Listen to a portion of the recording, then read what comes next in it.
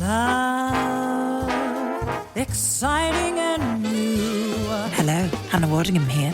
Have you seen the fabulous new Sun Princess? World-class entertainment, exceptional dining, and the greatest pizza ever. It's a love. Don't miss our Come Aboard sale with up to 40% off and free room upgrades. Visit princess.com or call your travel advisor to book. Princess Cruises. Terms and restrictions apply. Offer ends 2/28/25. Ships of Bermudan and British Registry. This episode is brought to you by Indeed. When your computer breaks, you don't wait for it to magically start working again. You fix the problem. So why wait to hire the people your company desperately needs? Use Indeed's sponsored jobs to hire top talent fast. And even better, you only pay for results. There's no need to wait. Speed up your hiring with a $75 sponsored job credit at Indeed.com/podcast. Terms and conditions apply. The Tudors Dynasty Podcast. Hello and welcome back to the Tudors Dynasty Podcast. I'm your host, Rebecca Larson, and today I get to welcome to the show a very special guest, Dr. Ellie Woodacre. Ellie, welcome to the show. Well, thank you so much. I'm so thrilled to be on Tudors Dynasty. I'm so excited to have you on today because we're going to talk about a really fun topic. But before we get to that, I would love it if you would just introduce yourself to my listeners and viewers. Absolutely. So I'm Dr. Ellie Woodacre. I'm a specialist in queens and queenship. I've written a book with, ironically, the same title, which is probably I hope it's a great introduction to queenship and the various different kinds of queens, the kind of power they held, etc. I've been publishing for quite some time in this vein. I also edit a couple of book series, including the Lives of Royal Women series at Routledge and Gender and Power in the Pre-Modern World. I'm also involved in kind of royal studies, the Royal Studies Network, the Kings and Queens Conference Series, and I edit the Royal Studies Journal. So all things monarchy, but particularly queens. Yeah, you're busy, aren't you? Yeah, just a little. I want to talk about your day job and what it means to be a reader of Renaissance. I think that's what your title is, right? Reader in Renaissance History is my title. Yeah, absolutely. So with my teaching hat on, I teach kind of the Renaissance period. I'm kind of a late medievalist, early modernist, but that's more my kind of my teaching area. Although I do teach queens and queenship, I run modules on medieval and early modern queenship and on the Renaissance court. So I get a chance to do that as well. But although my kind of area of specialty in terms of where I originally started, if you like, is kind of late medieval and early modern, these days, I'm looking at queenship kind of across time, space, place, in a kind of a global kind of longue durée kind of context. So I feel like I've kind of exploded out of my little kind of period silo a little bit. Well, today we're going to talk about your latest project, if that's fair to say, all about the Queen's resources. So can you explain to everybody how this project got started? Yeah, absolutely. So the Queen's Resources Project, the longer title is Examining the Resources and Revenues of Royal Women in, it looks specifically at Europe, although we would like to take kind of a longer kind of more global kind of context at it. So it really came about when a particular aspect of queenship studies that people just really weren't considering until a few years ago was the economic aspect. So, we always talk about this idea that money is power, and that's true. And so one of the things that we have not really thought about enough with queens is the fact that they controlled huge amounts of financial resources. And often that was in the case of kind of landed resources, but it could also be other economic resources, just sheer amounts of money that was allocated to them. Also, things like some of my colleagues look at queens who had salt mines and iron mines and, business transactions, business dealings and investments, etc. So it was a huge part of their queenship. It was a huge part of kind of what they did. And we've looked a lot at things like what they did with their money, expenditure on, their household and expenditure on patronage, but not until recently were we thinking enough about where did women get this money and what were they doing with it. So it was an aspect that I personally hadn't looked at enough until I was working on Joan of Navarre. So I wrote a biography of Joan that came out of a few years ago, and I spent about 10 years working on it. And when I first started working on it, people kept saying to me, oh, you can't really do anything on Joan of Navarre because she's not in the Chronicles. And a lot of the kind of standard sources she was kind of MIA. But then when I started looking at the financial sources, I suddenly realized, oh my goodness, this is where all the information is. This is what Joan was doing. And Joan had her own office, literally, for managing her financial affairs. So, Henry IV allocated and built her a tower at Westminster Palace that contained her office for doing the Queen's business effectively. She had a muniment room for, keeping all the kind of records of her manors, etc. in. She had a council room for meeting with her councils. She had room for her clerks and the administration. So she was like the CEO of this massive kind of business. She had lands all across England and in Brittany as well from her first marriage. And she was managing this massive portfolio of lands and revenues. She had port and custom duties, wardships, all sorts of money coming in from all sorts of these places. And she was spending a lot of her time dealing with this. And when I started looking at those sources, it made me realize, oh my goodness, we are just missing this huge aspect of what it is that queens do, what it is that the Queen's office is all about. And so it really opened my eyes to that. And I had a fantastic PhD student who's now finished. She's now Dr. Katja Wright, but she was working on the Queen's lands in the 13th century as well. And again, finding the same phenomenon with the women she was looking at that Joan was, that these women were really active and engaged in the management of their financial resources. So that was kind of where the impetus for the project came about, that we started comparing notes with colleagues in Portugal and Germany and all these other places saying, this is what our queens are doing. What are your queens doing? And they were saying, yes, there's this real gap in the field that we're all working individually and noticing this, but we hadn't started connecting the dots. So the Queen's Resources Project has allowed all of these different scholars working on this, on different queens and different eras and different places, to really kind of say, okay, what can we collaboratively understand about what these royal women are doing in terms of money and power and finances? And it's just really revolutionized the way that we understand what royal women were doing. Yeah. Oh, I love this project. Well, now I want to know, what were these royal women doing? We always think, like you said, we think of queenship as the wife of a king. We don't really think that she had much sense of agency. And I feel like recently we're starting to see that these queens had a lot more power and influence than we originally knew. So what did you learn from this? And also, you wrote this book on Joan of Navarre, but I know you also mentioned something in one of the articles about Elizabeth of York. And I would love to hear about the difference between those two women, or even the similarities.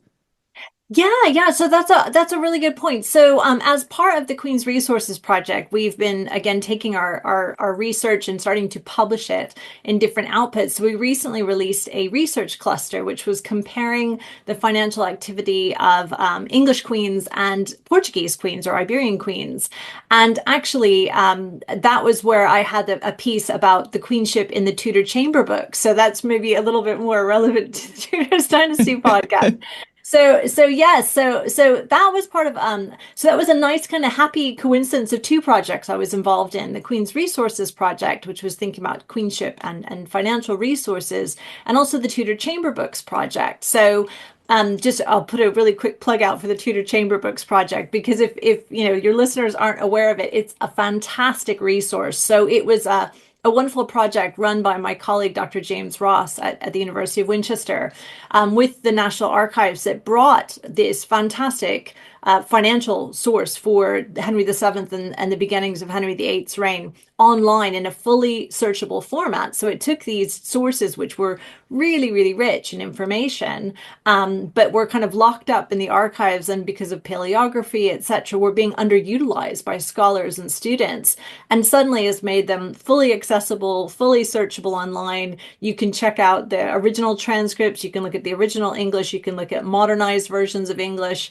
It is absolutely wonderful. So if you're interested in Tudor history, it is great, because you can get a real window into the activity of the Tudor court, the Tudor monarchs, and Tudor queens. So that was the piece that I wrote. I wrote a piece about what we can learn from queenship through looking at these financial sources. And again, people don't tend to look at these kind of sources. We tend to look again at chronicles and maybe ambassadors' letters. There's all sorts of sources that we're more familiar with.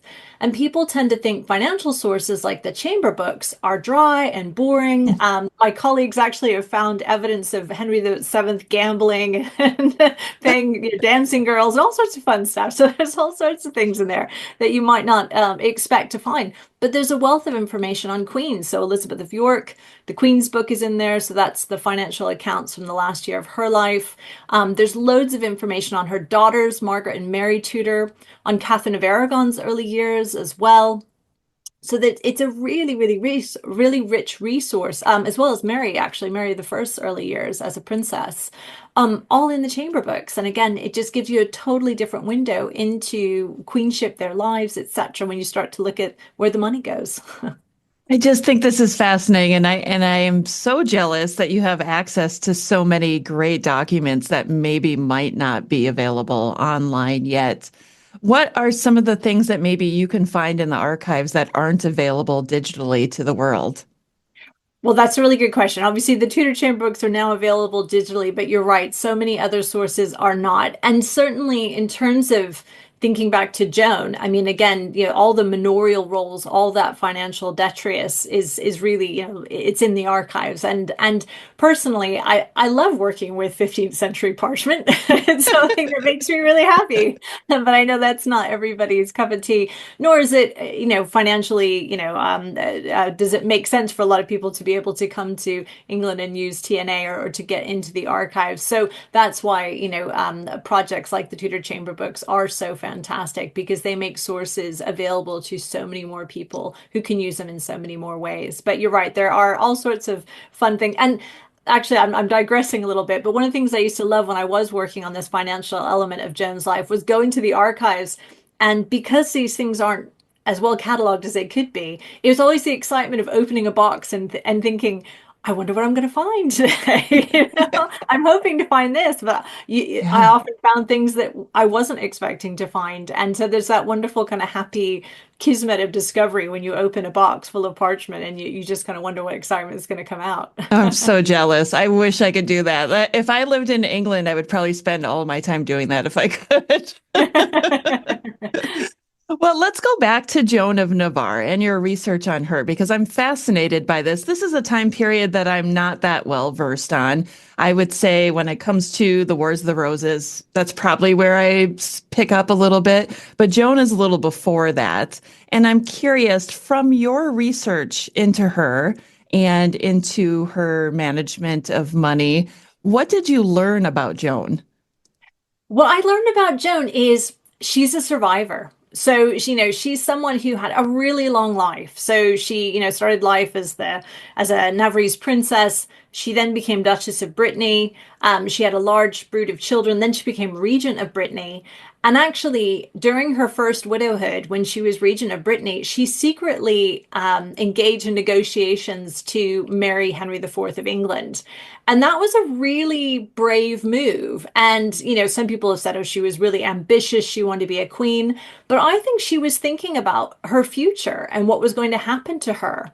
And I think she was carving out her own path rather than waiting to see what might happen when her regency ended. If her brother or her uncle, her uncles were the princes of the blood, the kind of the great and good, the powerful of France, the king of France and his uncles, etc. Rather than waiting to see what a man might decide for her, she carved out her own path. And she, after she was widowed again, after Henry the Fourth died in 1413, she had a huge period as a dowager queen. It was a difficult period. She was a dowager queen during the reigns of Henry V and VI. And there was a point in which Henry V placed her under house arrest. And I think because she was too politically active and he had to kind of shut her down. And I've written about that elsewhere. but she bounced back from that. She was, eventually released. Henry V felt really bad on his deathbed and let his poor stepmother go. And she bounced back from that, and it, again has another kind of act, if you like, as a dowager queen in Henry VI's reign.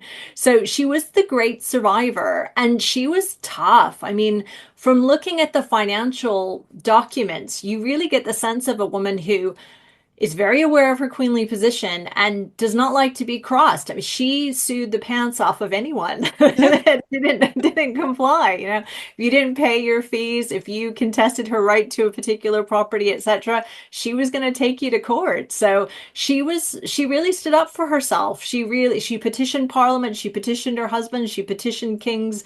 You know, she fought with her son to defend what was hers, basically. Whenever people kind of came after her or tried to kind of take something away from her or wouldn't give her what she was due, she went after them. And she was no wallflower, Joan. I have the utmost admiration for her. Hey, Fidelity. How can I remember to invest every month? With the Fidelity app, you can choose a schedule and set up recurring investments in stocks and ETFs. Oh, that sounds easier than I thought. You got this. Yeah, I do. Now, where did I put my keys? You will find them where you left them. Investing involves risk, including risk of loss. Fidelity Brokerage Services, LLC, member NYSE, SIPC.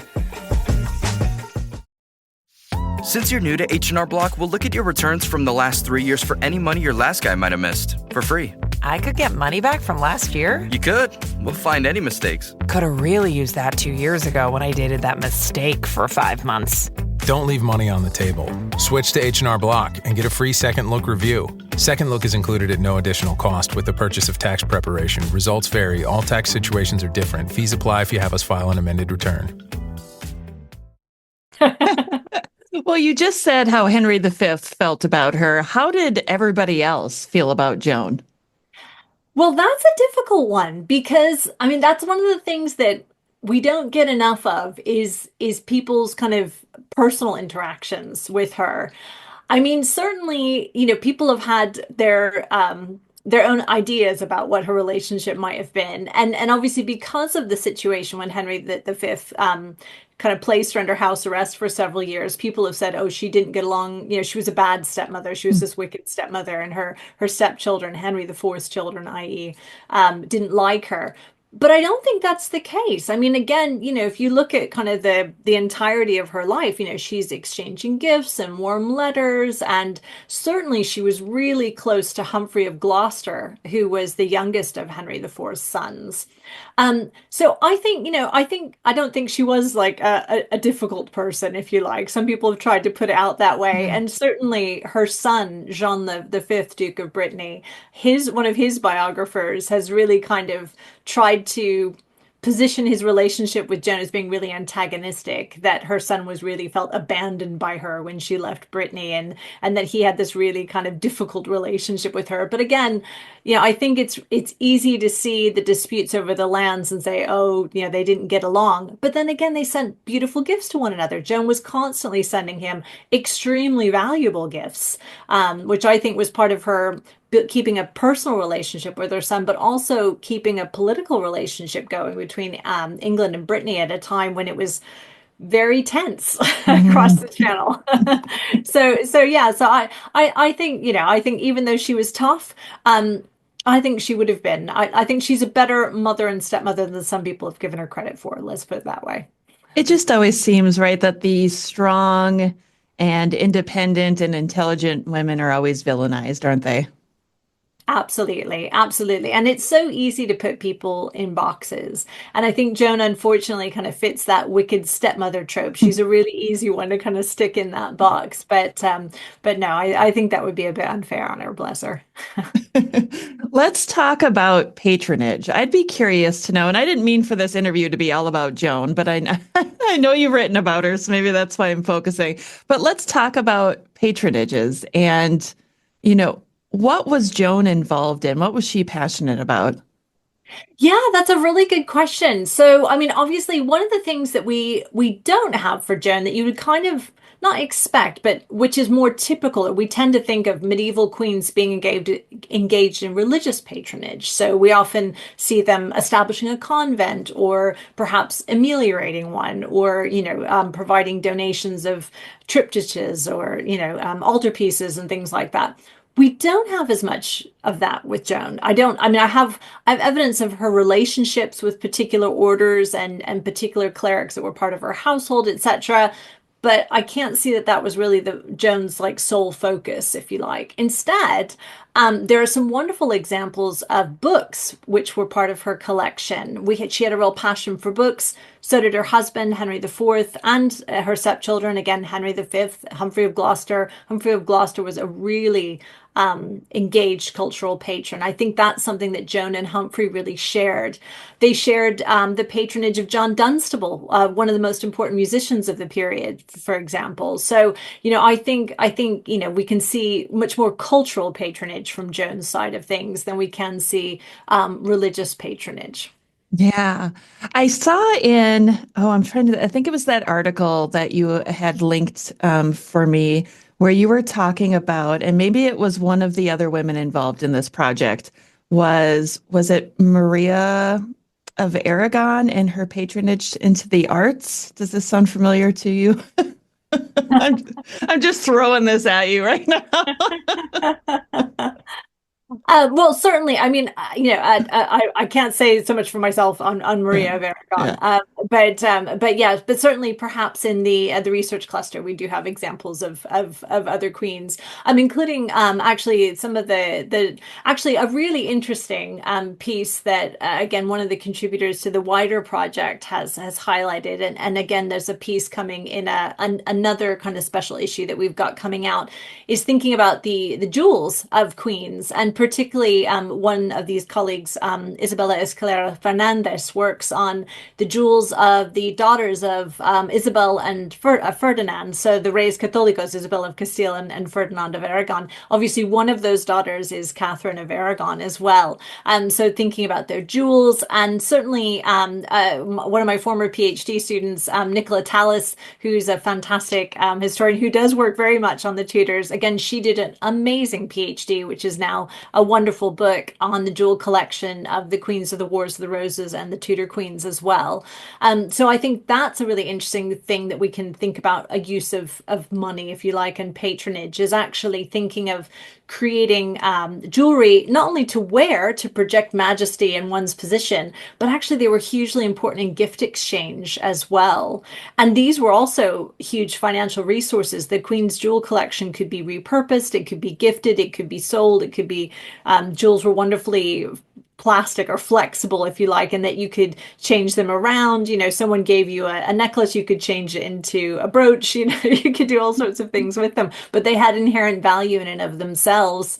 And you could even use them, as Henrietta Maria famously did, to kind of hawk them and try and get, raise an army to support your husband. So they were wonderful kind of financial resources in all sorts of ways. In this research, do you also look at dowries and jointures? Yes, absolutely. So we look at dowries and dowers and jointures, and yes, absolutely. And again, another one of my students looked at the dowers of or the jointures rather. Well, it's a period when they're changing the terminology in the Tudor period. So she looked at the six wives, and also actually in the workshop that we had just this week, we were looking at queenship and natural resources. And the six wives, again, we had a panel with Elizabeth Norton and with this former student of mine, Andy McMillan, who were both looking at the forest lands of the six wives, which was really, really interesting as well. So yes, so absolutely. So the dowers or jointures of queens, again, that's their kind of landed property. And what's really interesting in the Queen's Resources Project, as we've started to look more about dowry, so what comes in with the bride, and obviously there's a lot of disputes about that. There's a volume coming up connected to the project about kind of dowries and some of the disputes and debates over dowries and what's included and the non-payment of them and all that kind of stuff, and dowers and jointures, which is again the kind of revenues or lands or financial resources that women have, sometimes as wives and widows, sometimes just for their widowhood to give them security. And again, that's where those dower lands or the jointures of the Tudor queens kind of comes into it as well. I am fascinated by jointures. I don't know how strong you are on that topic because I do have questions. Yeah, absolutely. The jointures, I'm very curious at how they changed over time. Were there consistencies that, from queen to queen to queen, they had them and it just never changed? What did that look like? Yeah. So dower and jointure are the same thing. Again, it's just the terminology kind of changes. Again, in the 16th century, it kind of becomes jointure. But it changes a lot. And that's one thing that's really exciting is we've kind of connected the dots between different people working in different eras. We've kind of seen that what happens in England, at least, is you get a lot of fluctuation in terms of what queens hold over time between, say, the conquest to the end of the Tudor dynasty.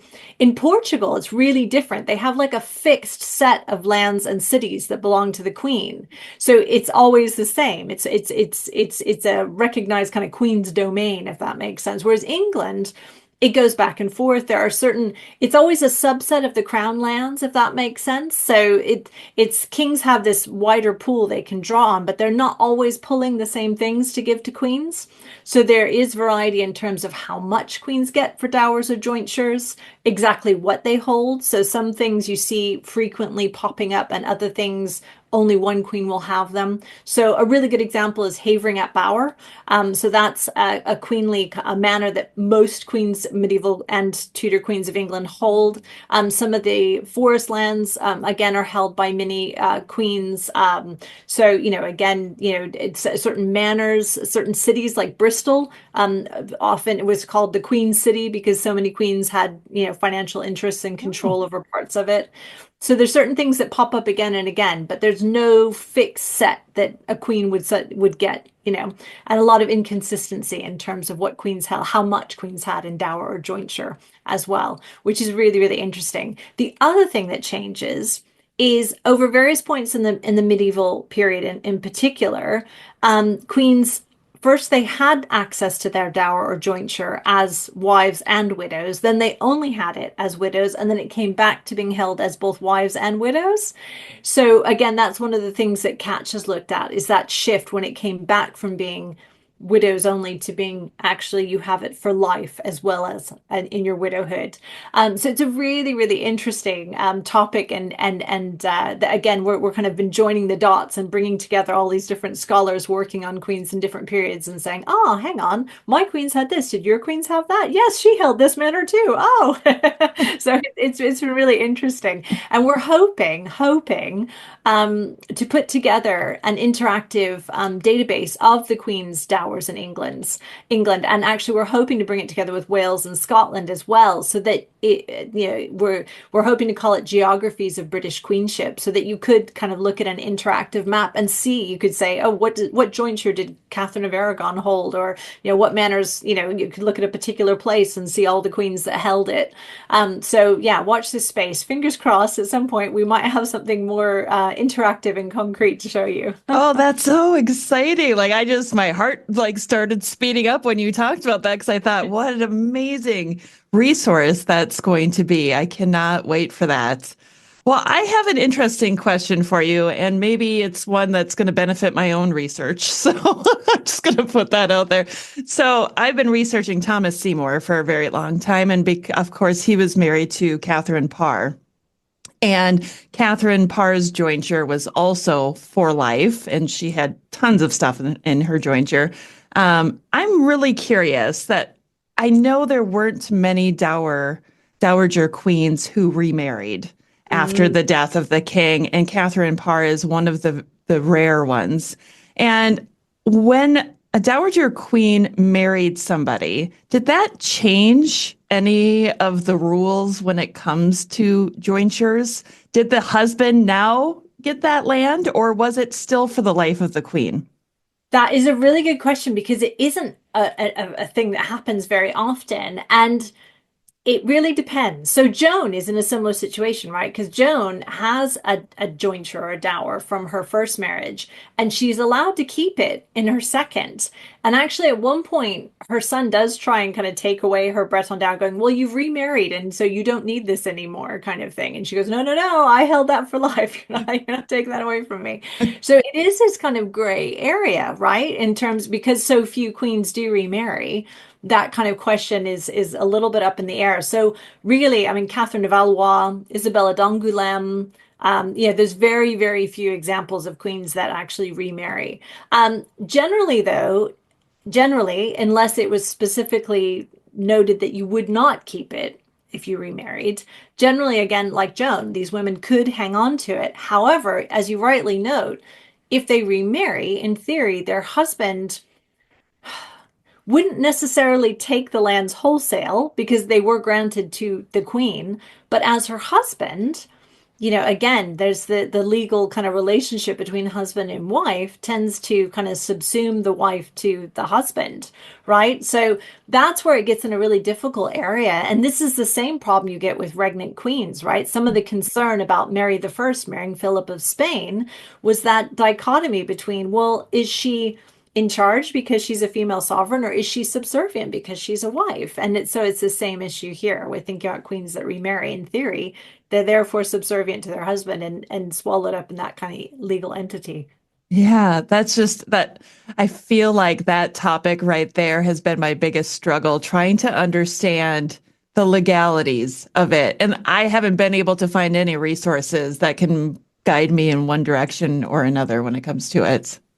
Yeah, well, to be fair, there is some good stuff on jointure generally in the period, but the jointure of queens, not so much. So again, that's the hole that we've been trying to fill, because you're absolutely right. There is some great work on early modern jointures in the kind of general sense, but queens are in a really different position than your average woman in terms of, the legal sense of the word. So obviously, it's always a little bit of a strange one. You can look at the wider context, but you think, well, but does that still apply if you're the queen? Not always. Yeah, exactly.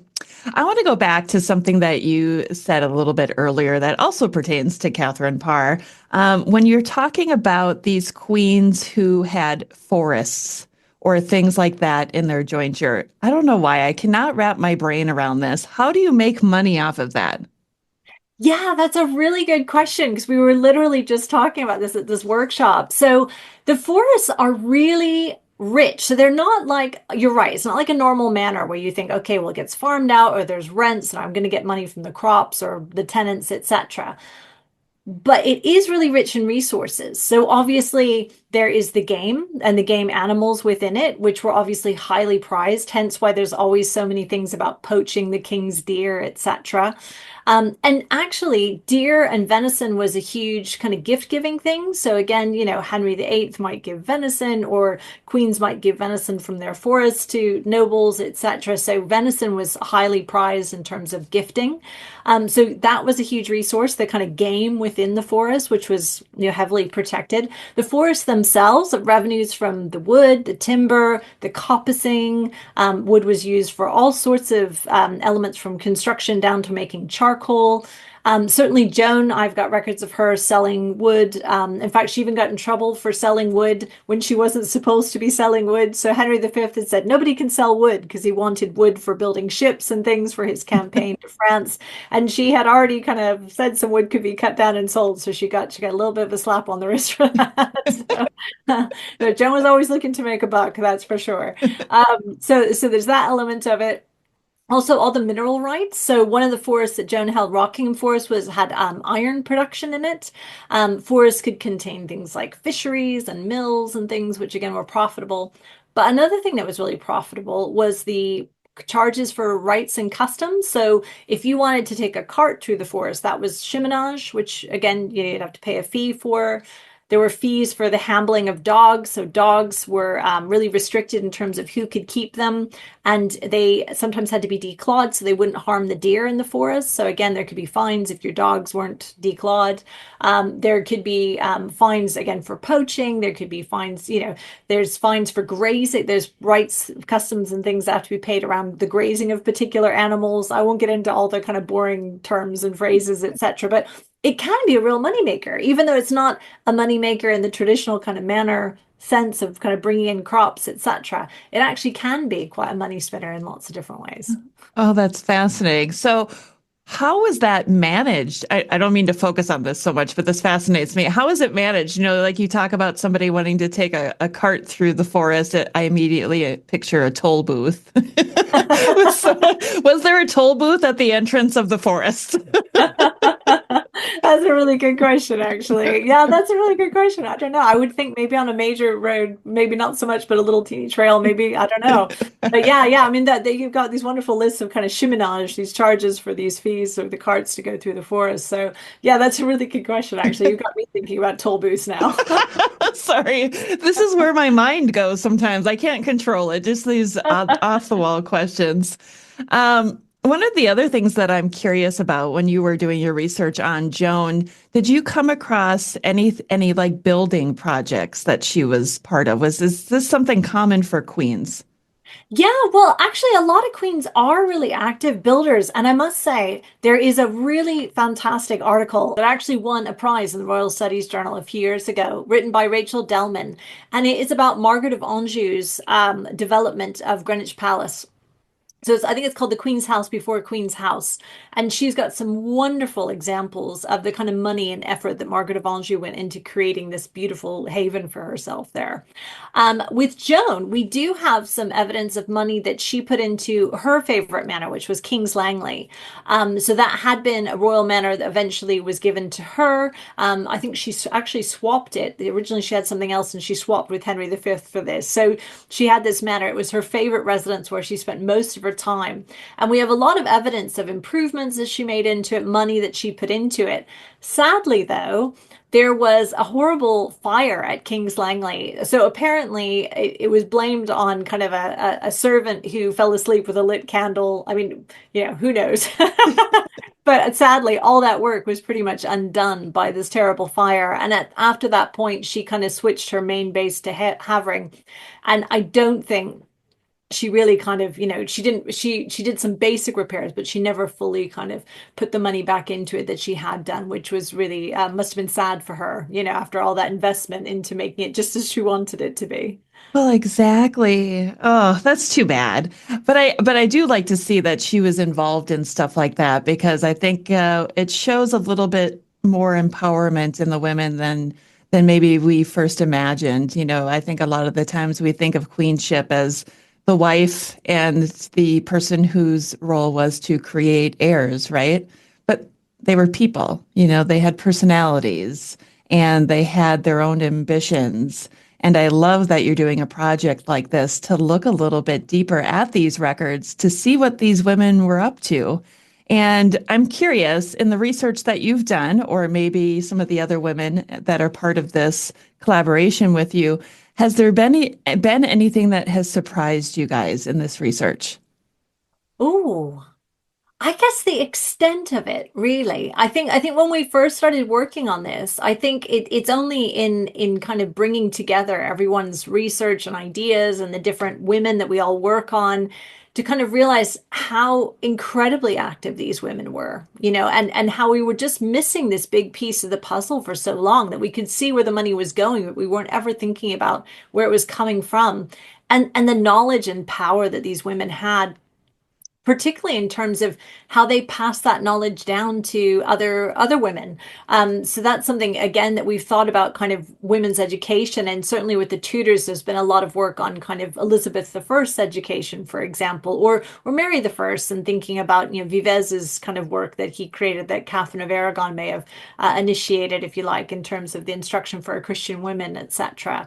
But we haven't really thought about the education that they had in terms of financial management. And some of these women clearly were very savvy and they'd learned that from their mothers or, from other women, if you like. So yeah, there's this real, I think really when we started digging, we didn't realize what a fantastic kind of pot of gold we were going to find. We started thinking, oh, hang on a minute, there's something here. Wow, there's really something amazing here. And we hadn't really kind of realized how exciting it was going to be until we started putting our heads together. How fun. I love projects like this. I just think they are so fun. And I am curious, you talked about Joan of Navarre and her business sense and how she had an office.